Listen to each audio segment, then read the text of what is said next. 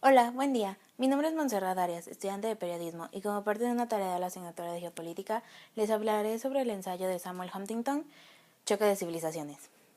Para comenzar debemos comprender qué es una civilización. Una civilización es una entidad cultural. Se puede ejemplificar con grupos étnicos, grupos religiosos, ciudades, nacionalidades, regiones, etc. Que es dinámica, es decir, que va cambiando a lo largo de la historia. Como ya todos sabemos, hay civilizaciones que alguna vez existieron en la historia, pero que hoy en día están extintas o fueron destruidas, o comenzó como una sola civilización, pero se separó y se crearon más a partir de ella. Es decir, se ha ido adaptando a los cambios que han sucedido en la historia. Eso es dinámico. Que se identifican con elementos objetivos en común. Estos elementos pueden ser idioma, religión, tradiciones, costumbres, entre otras. Y además necesitan la autodefinición subjetiva del pueblo, es decir, tu identidad cultural, que tanto te identificas con una u otra cosa de todo esto que conforma una civilización. Así que en concreto podríamos decir que una civilización es una entidad cultural dinámica que se identifica con elementos objetivos y que necesita la autodefinición subjetiva del pueblo. Eso podemos tomar como civilización. Ahora, retomando el texto del autor, él nos habla de choque de civilizaciones. ¿Por qué sucedería un choque de civilizaciones? Pues principalmente por esto.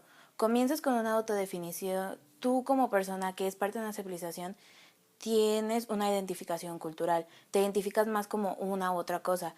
Te puedes identificar más con tu nacionalidad que con tu religión, que con tu idioma, pero te identificas más con unas u otras cosas. Entonces, esto te lleva a pensar diferente a los de la otra civilización. Eso es una de las principales razones para que se detone un choque cultural. Pero existen otras. Por ejemplo, una muy interesante es la interacción entre civilizaciones.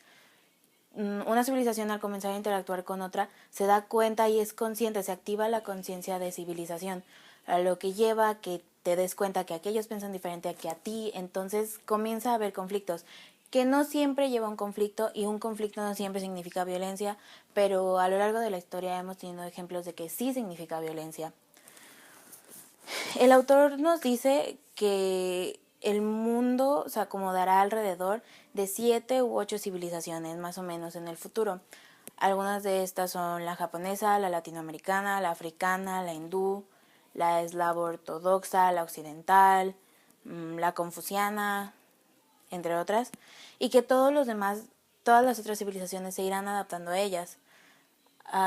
Existe también algo que se les llama choque de civilizaciones, bueno, lo que es el título del ensayo, choque de civilizaciones, que se da en diferentes niveles. Por ejemplo, hay un micronivel o un macronivel.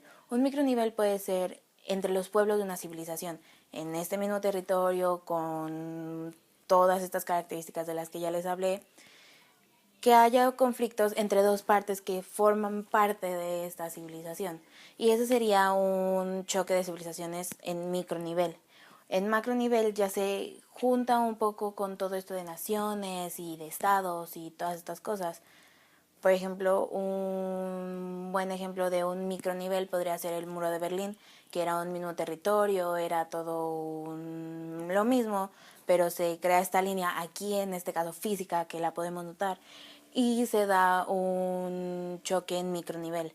Un macronivel podría ser, no sé, incluso la Segunda Guerra o la Guerra Fría, algo por el estilo, que se nota más esto en grande.